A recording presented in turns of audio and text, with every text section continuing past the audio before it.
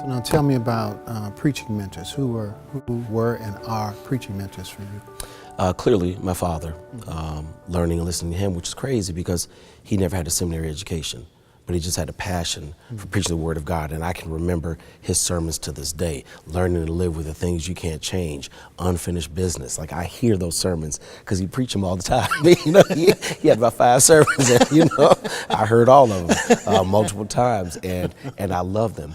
But I think part of the greater was going to the National Baptist Convention. My dad was an officer in the convention, so the convention and the Congress and the state conventions were major, and we go and sit through those. So early in life, Dr. Franklin Richardson became a mentor. I loved listening to him preach.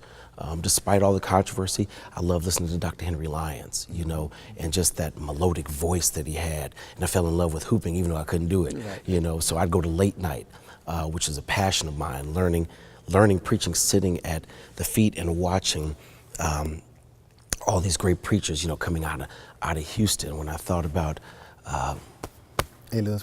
Lewis Patterson at late night, listening to C.A.W. Clark, those preachers, man, I would love sitting in there.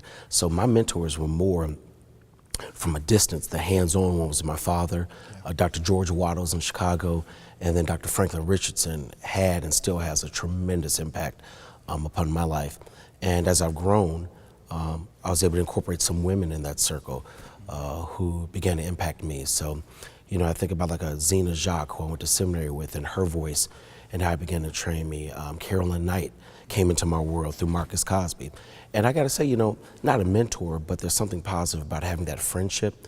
That Marcus Cosby and I have been friends for over 40 years, and to see how the Lord has moved our paths together, and how we've probably written hundreds of sermons together, and we know about the partnership of having someone to bounce your theology and your homiletic against. So all those kind of really helped shape me.